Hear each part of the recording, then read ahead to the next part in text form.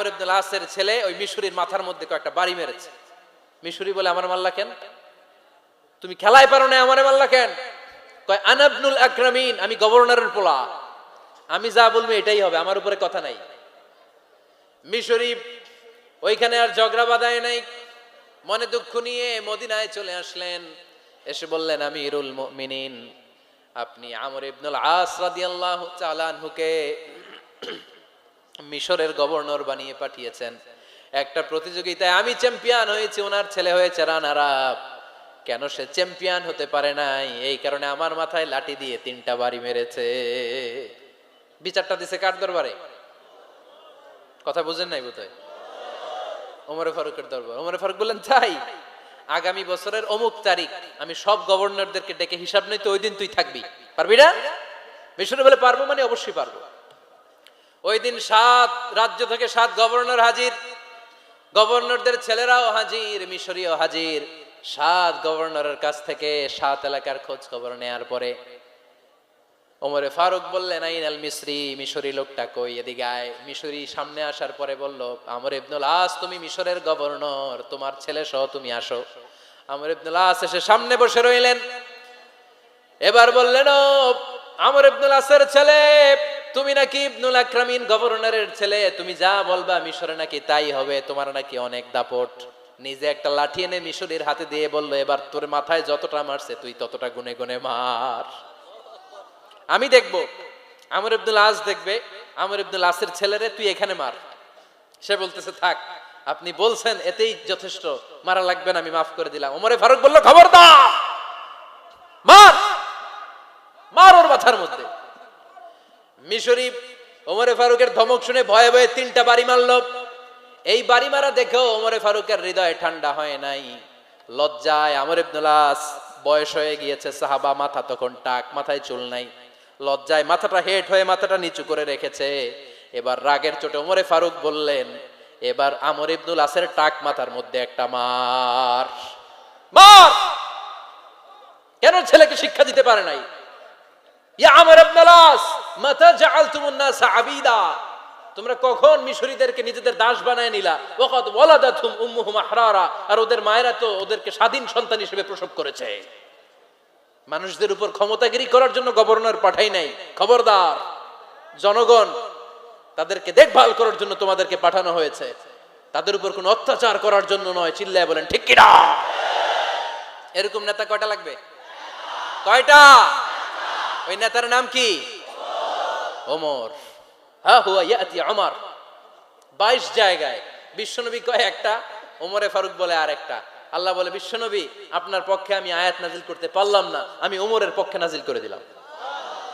বিশ্বনবী বলতেন, ইন্নালি কুল্লি উম্মাতিন মুহাদ্দাস, সব উম্মতের মধ্যে, সব নবীর উম্মতের মধ্য থেকে একজন করে আল্লাহ তাকে মুহাদ্দিস বানাতো। মুহাদ্দিস না, মুহাদ্দাস। মুহাদ্দাস মানে এমন লোক যিনি যা ভাবতো ওই ভাবনাটাই আল্লাহ আয়াত হিসেবে নাজিল করে দিতেন।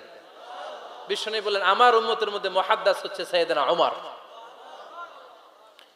মদিনার সবচেয়ে বড় মুনাফিকের নাম আব্দুল্লাহ ইবনে উবাই ইবনে সালুল, সব মুনাফিকদের সরদার।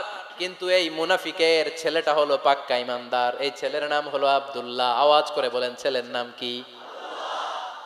আব্দুল্লাহ ইবনে উবাই ইবনে সালুল। মুনাফিক সরদার যখন ইন্তেকাল করলো, সাইয়েদনা আব্দুল্লাহ রাদিয়াল্লাহু তাআলা আনহু বিশ্বনবীর কাছে এসে চোখের পানি ছেড়ে ডেকে বলে, নবী, আপনিও জানেন, আমিও জানি, মদিনার সবাই জানে আমার আব্বা মুনাফিকদের সরদার, কিন্তু আমার মন তো মানে না, আমার তো পিতা, আমার তো বাবা লাগে, আমার তো মন মানে না। আপনিও জানেন মুনাফিক, আমিও জানি মুনাফিক।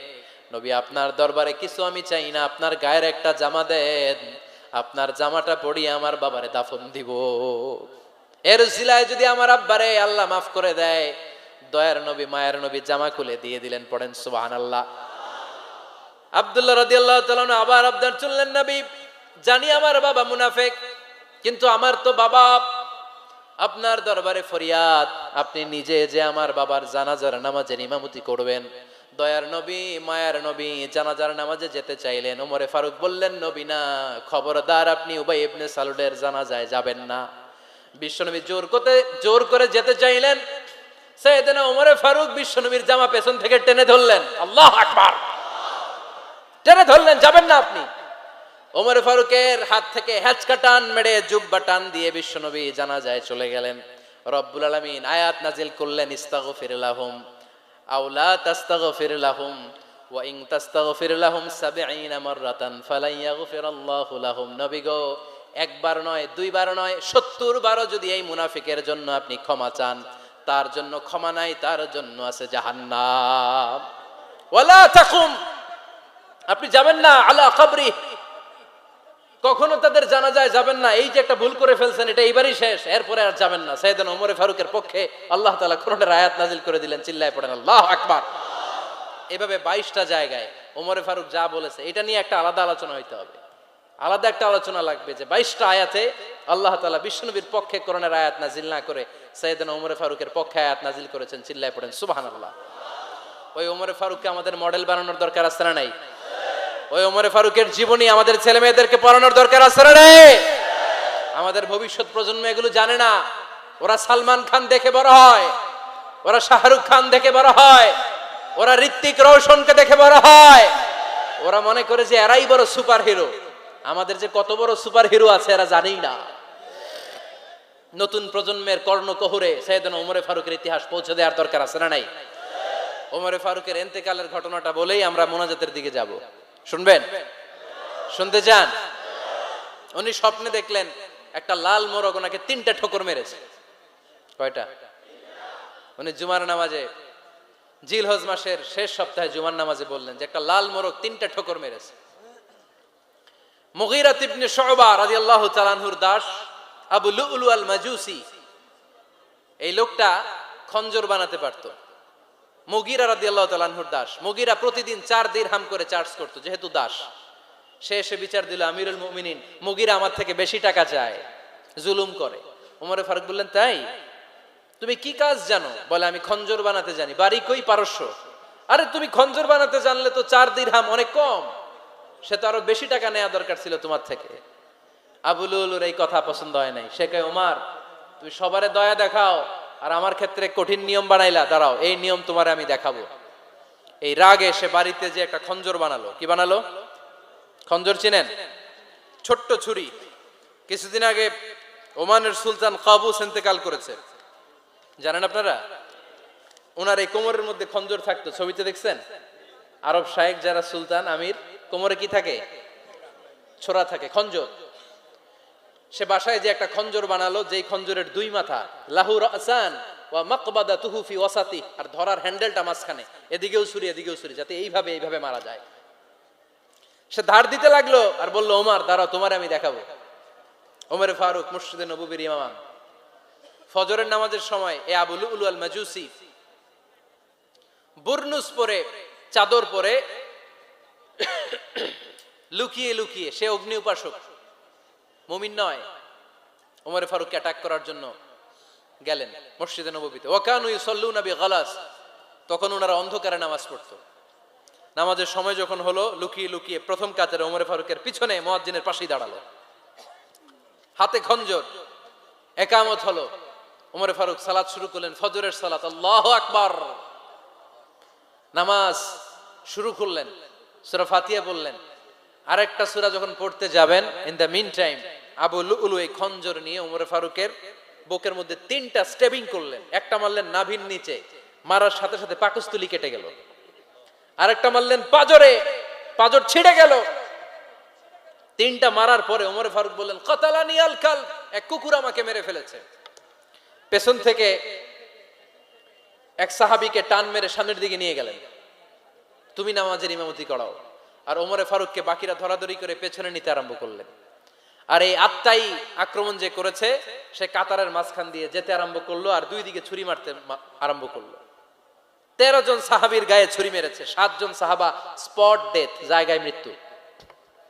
এই ভয়ঙ্কর অবস্থা দেখে এক সাহাবী বুরনুস, এক ধরনের জুব্বা আছে মাথাওয়ালা, অনেকে জ্যাকেট পরছেন না এরকম মাথাওয়ালা, লম্বা জুব্বা আছে, আরবরা শীতে পরে মাথাওয়ালা, এই মাথাওয়ালা জুব্বা বের করে এক সাহাবী জালের মতো তার দিকে উড়ায় মারলো। ওই বুরনুসের মধ্যে পেঁচিয়ে আবু লুলু মাটিতে পড়ে গেল আর সুইসাইড করে ফেললো, নিজের বুকে নিজে মেরে আত্মহত্যা। যেই সাহাবীকে ইমামতির জন্য দাঁড় করালেন। উনি ছোট্ট সূরা দিয়ে প্রথম রাকাতে সূরা আল কাউসার, দ্বিতীয় রাকাতে সূরাতুল ইখলাস দিয়ে নামাজ শেষ। ওমরে ফারুক বেহুশ। ওমরে ফারুক কি হ্যাঁ বেহুশ। সবাই কান্নাকাটি করতেছে, সবাই দেখতে গেলেন, এখন হুঁশ ফিরে না। মুখের মধ্যে মুখ খুলে রাষ্ট্রের চিকিৎসক মুখের মধ্যে দুধ দিলেন, ওই নাভি দিয়ে দুধ বের হয়ে যায়, পাকস্থলী কেটে ওখান দিয়ে দুধ বের হয়ে যাচ্ছে। তারা বললো ওনারে বাঁচানো সম্ভব না, দেখেন হুঁশ ফিরে কিনা। হুঁশ ফিরলে ওনার পরে কে আমির হবে, উনি যেন প্যানেল ঠিক করে দিয়ে যায়।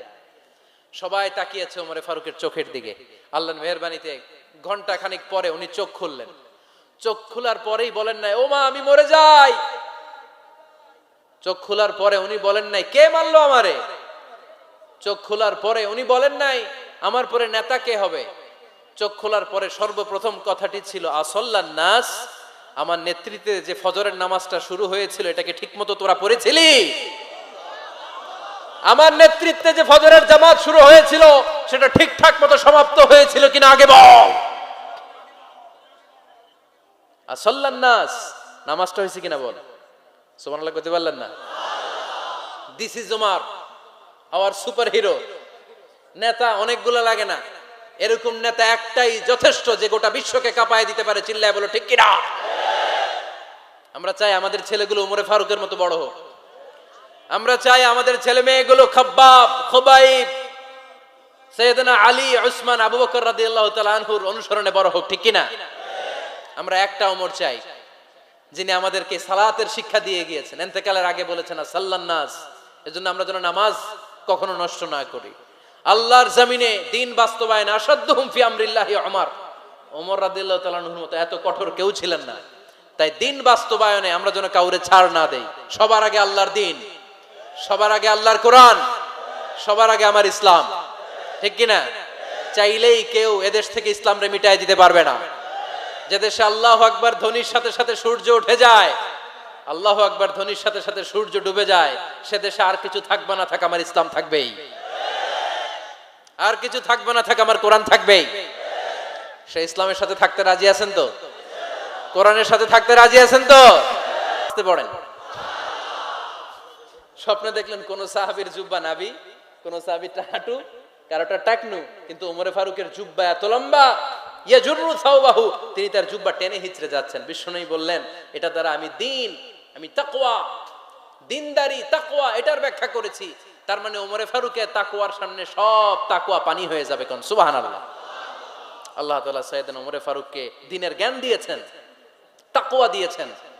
যুবক ভাইয়েরা, যাকে আল্লাহ তাআলা দ্বীনের জ্ঞান দেয়, যাকে আল্লাহ তাআলা তাকওয়ার এই গুণ দিয়ে সমৃদ্ধ করে, তার জন্য গোটা বিশ্বের সব দরজাগুলোকে ওপেন করে দেয় কে? কত বড় মুত্তাকি ছিলেন সাইয়েদনা ওমরে ফারুক। মদিনার সমাজে কয়জন মুনাফিক ছিল বিশ্বনবী ছাড়া কেউ বলতে পারতেন না। বিশ্বনবী কোন সাহাবীকে মুনাফিকদের লিস্ট দিয়ে যান নাই, একজন সাহাবী ছাড়া। দেখি কেউ বলতে পারেন কিনা ওই সাহাবীর নাম? কি নাম? হুযায়ফা ইবনুল ইয়ামান রাদিয়াল্লাহু তাআলা আনহু। ওনাকে বলা হতো সাহিবু সিররি রাসূলিল্লাহ, আল্লাহ রাসূল সাল্লাল্লাহু আলাইহি ওয়াসাল্লামের গোপন তথ্যের ধারক বাহক। সুবহানাল্লাহ পড়বেন না? বিশ্বনবী ইন্তেকালের আগে মদিনার সমাজে মোট কয়জন মুনাফিক আছে এই তথ্য আবু বকরকে বলেন নাই, ওমর রাদিয়াল্লাহু তাআলা আনহুকে বলেন নাই, উসমান রাদিয়াল্লাহু তাআলা আনহু, আলী রাদিয়াল্লাহু তাআলা আনহু, আশারাতুল মুবাশশিরিনা বিল জান্নাহ কোন সাহাবীকে বলেন নাই। শুধুমাত্র কেবলমাত্র একমাত্র হুযায়ফা ইবনুল ইয়ামান রাদিয়াল্লাহু তাআলা আনহুর কাছে মুনাফিকদের লিস্টে বিশ্বনবী দিয়ে গিয়েছেন। সুবহানাল্লাহ পড়েন। মদিনায় কারা কারা মুনাফিক কেউ জানতো না হুযায়ফা ছাড়া। কে ছাড়া? নামটা আজকে মুখস্থ করেন যাতে অন্য কোনো ওয়াজে কেউ জিজ্ঞেস করলে বলতে পারেন। মুনাফিকদের লিস্ট যে সাহাবীর কাছে বিশ্বনবী দিয়ে গিয়েছিলেন, সাহাবীর নাম কি? নাম? নামটা কেমন লাগে? ভালো লাগে? অনেকে আমারে জিজ্ঞেস করে হুজুর আমার ছেলে হবে আগামী মাসে, একটা নাম দেন। নাম দিয়ে দিলাম হুযায়ফা। যাদের হবে ছেলে, এলাকায় যাদের নেক্সট কয়েক মাসে ছেলে হবে, খালি হুযায়ফা চলবে। কি চলবে? ভাল লাগে? নামটা ভাল লাগে? রাইখেন, অনেক সুন্দর নাম। উনি জানতেন মুনাফিক কারা। দেখেন ওমরে ফারুকের তাকওয়ার লেভেলটা কত হাই। ওমরে ফারুক একদিন হুযায়ফা রাদিয়াল্লাহু তাআলা আনহুর কাছে গেলেন, যে বললেন হুযায়ফা, বিশ্বনবী ইন্তেকালের আগে মুনাফিকদের নামের লিস্টটা কারো কাছে দেয় নাই, আমার জানা নাই, সাইয়েদনা আবু বকরের জানা নাই, কোন সাহাবীর জানা নাই তুমি ছাড়া। আমি তোমার কাছে জানতে চাই, আমি ওমরের নামটা ওই মুনাফিকদের খাতায় আছে কিনা আমার একটু বলো। আমার ওমরের নামটা ওই মুনাফিকদের লিস্টিতে একটু আছে কিনা নামটা একটু বলো। যদি থাকে আমি ভালো হয়ে যাব, আমি নেফাকি দূর করে পাক্কা মুমিন হতে চাই। আমার নাম যদি মুনাফিকের লিস্টে থাকে আমি তো শেষ। হুযায়ফা চোখের পানি ছেড়ে দিয়ে বলে, আমিরুল মুমিনিন কেমন প্রশ্ন করলেন আপনি? আপনি বিশ্বনবীর শ্বশুর, এই উম্মতে আপনার পজিশন 3 নাম্বার।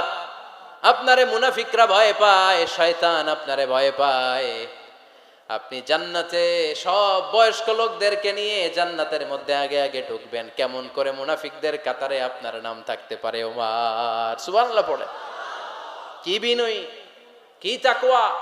হুযায়ফাকে যে ধরতেন, হুযায়ফা একটু বলো না আমার নামটা মুনাফিকদের লিস্টিতে আছে কিনা। ওমরে ফারুকের যদি এই টেনশন থাকে যে আমি মুনাফিক হয়ে গেলাম কিনা, আমাদের এই টেনশন থাকার দরকার আছে না নাই? হ্যাঁ, যেন সব সময় আল্লাহর কাছে দোয়া করতে হবে, আল্লাহ তুমি নেফাকি থেকে আমাদেরকে বাঁচাও। আরো জোরে পড়েন আমিন। আপনারা ওঠা বসা শুরু করলেন কেন? অনেক রাত হয়ে গেছে তাই? হ্যাঁ, শেষ করে দেই তাহলে না? যে অনেকের কষ্ট হচ্ছে মনে হচ্ছে। হ্যাঁ, এক নম্বরে যাচ্ছে এটা সব মুখস্থ দেখি। হ্যাঁ, 1 নাম্বার 2 নাম্বার 3 নাম্বার। 1 নাম্বার হইল পেশাবখানা, 2 নাম্বার পায়খানা, 3 নাম্বার নাকি এইটা।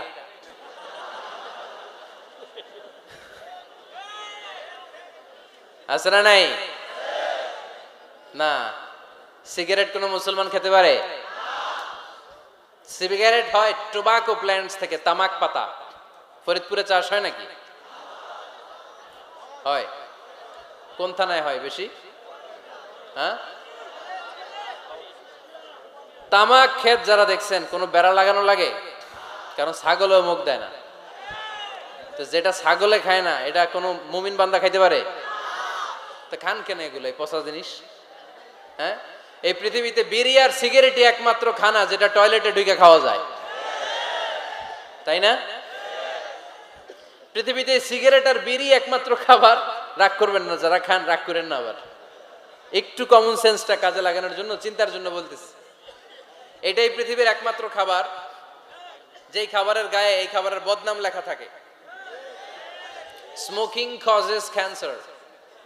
ধূমপান কর্কট রোগের কারণ, ধূমপান স্বাস্থ্যের পক্ষে ক্ষতিকারক, লেখা থাকে না? আচ্ছা ধরেন ফরিদপুরের একটা কোম্পানি নতুন চানাচুর বের করছে, ওই চানাচুরের গায়ে লেখা এই চানাচুর খাওয়ার 1 ঘন্টার মধ্যে বমি শুরু হবে আর ডায়রিয়া হবে। খাবেন? কি কইবেন? তুই খা। দোকানদারে কি কইবেন? তুই খা, তোর বমি হোক, তোর 14 গোষ্ঠীর ডায়রিয়া হোক, আমি টাকা দিয়ে এগুলো কিনবো না, ঠিক কিনা? কারণ এই প্রোডাক্টের গায়ে এই প্রোডাক্টের বদনাম লেখা, এটা আমরা কিনবো কেন? কিন্তু সিগারেটের উপরে সিগারেটের বদনাম লেখা থাকার পরেও আমরা খাই, টয়লেটে বসে খাই। আহা, এটার মধ্যে একটা পয়জন আছে, এটাকে বলে স্লো পয়জন, নিকোটিন। এটা আপনার লাং, ফুসফুসকে শেষ করে দিবে। Slow poison. সিগারেট খাওয়া অনেকটা আত্মহত্যা শামিল। বিষ খেলে সাথে সাথে মরে, সিগারেট খেলে ধুকে ধুকে মরে। আর সিগারেট থেকে হিরোইন, গাঁজা, ফেন্সিডিল, ইয়াবা, ম্যারিজুয়ানার পথে মানুষ পথ বাড়ায়, পা বাড়ায়, তাই না? এগুলো খাবেন না। ওয়ালা তুলকু আইদিকুম ইলা তাহলুকা। নিজেকে স্বেচ্ছায় ধ্বংসের দিকে ঠেলে দিও না। জীবনটা অনেক সুন্দর, জীবনটা অনেক রঙিন, আল্লাহর দেয় জীবনটাকে উপভোগ করার দরকার আছে না নাই? এই জন্য সিগারেটকে এই ফরিদপুরের প্রোগ্রাম থেকে আমরা আজকে নো বলে দিলাম। কি বলে দিব? আওয়াজ করে সবাইকে আমরা সবাই একসাথে বলবো, সিগারেটকে কি বললাম? মনে থাকবে না? মাহফিলের প্যান্ডেল থেকে বাইর হয়ে আবার ইয়েস, হ্যাঁ না, ইয়েস করা যাবে না। সিগারেটকে কি বললাম? নো। ওমর ফারুক রাদিয়াল্লাহু তাআলা আনহু আমাদের সুপার হিরো, আমাদের সবাই বলেন আমাদের। উনি কত বড় সুপার হিরো শুনেন। উনি জুমার খুতবা দিচ্ছেন। কি দিচ্ছেন? মসজিদে নববীতে।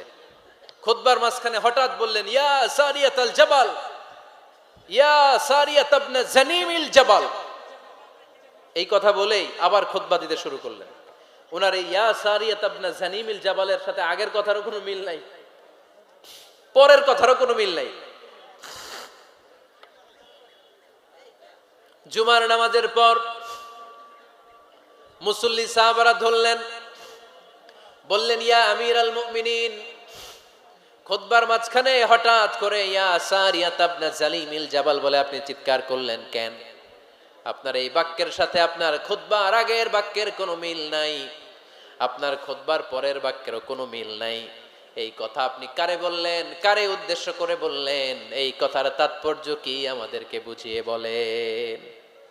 ওমরে ফারুক বললেন, আমি যখন খুতবা দিচ্ছি আমি দেখতে পেলাম ওই যে কয়েক মাস আগে আমি আমার মুসলিম সেনাবাহিনী পারস্যে আক্রমণের জন্য পাঠিয়েছি, বর্তমান ইরানের ওই বিশাল এলাকাতে পারস্যে আমি আমার ব্যাটালিয়ন পাঠিয়েছি।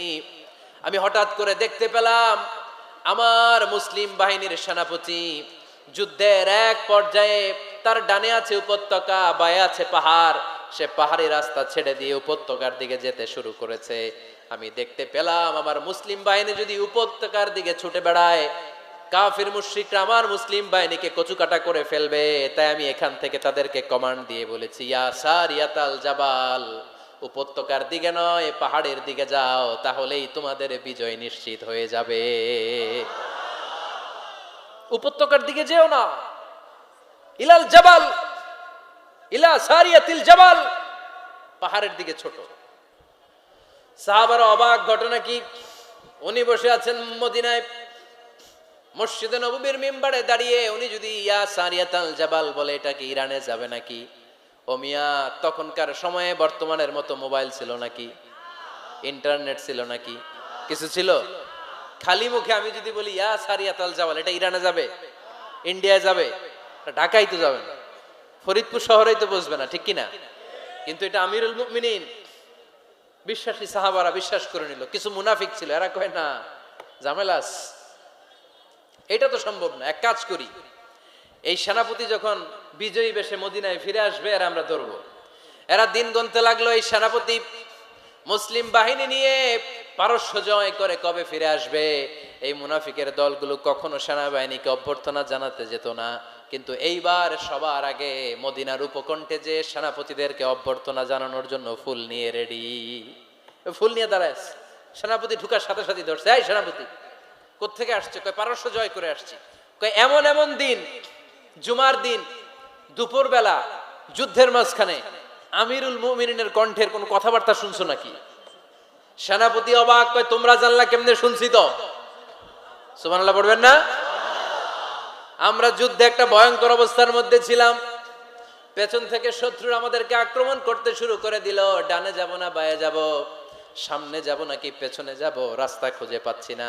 ডান দিকে ছিল আমাদের উপত্যকার রাস্তা, বাঁ দিকে ছিল পাহাড়ি পথ। আমরা সোজা পথ হবে মনে করে উপত্যকার দিকে ছুটতে আরম্ভ করলাম। হঠাৎ করে আমিরুল মুমিনিনের কণ্ঠ বজ্র কণ্ঠে আমার কানের মধ্যে ভেসে আসলো। আমার মনে হলো আমিরুল মুমিনিন কেমন যেন আমাকে কমান্ড দিচ্ছেন আর বলছেন, ইয়া সারিয়াতাল জাবাল, ডান দিকে উপত্যকার পথে নয়, তাড়াতাড়ি পাহাড়ের দিকে সৈন্যবাহিনী নিয়ে উঠে যাও। পাহাড়ের দিকে, ডানে না।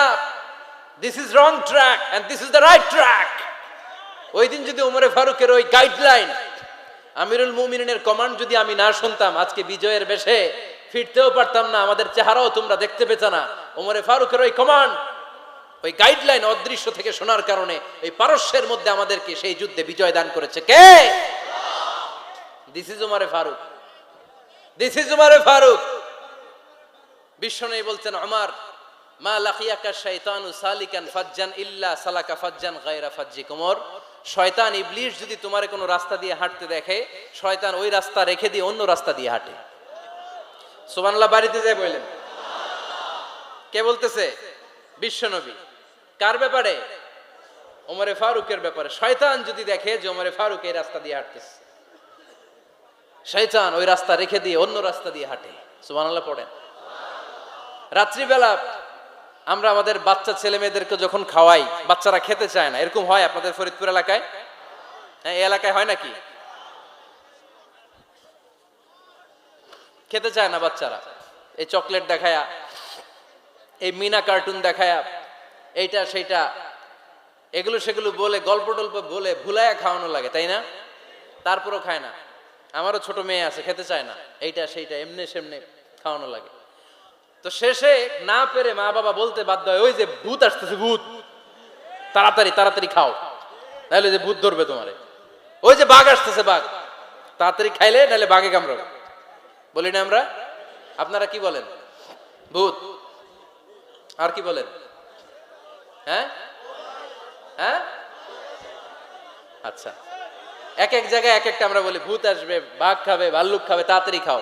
মদিনাতে যখন ওমরে ফারুক আমিরুল মুমিনিন, মদিনার মায়েরাও বাচ্চাদেরকে খাওয়াতে পারতো না, ছোট্ট মেয়েদেরকে খাওয়াতে পারতো না, খাওয়া নিয়ে যন্ত্রণা করতো। বাচ্চারা যখন মদিনায় খেতে চাইতো না রাত্রি বেলায়, মদিনার মায়েরা বলতো তাড়াতাড়ি খাও, হা হুয়া ইয়াতি উমর, হা হুয়া ইয়াতি উমর, তাড়াতাড়ি খা, নাইলে ওই যে ওমর আসতেছে, ওমর।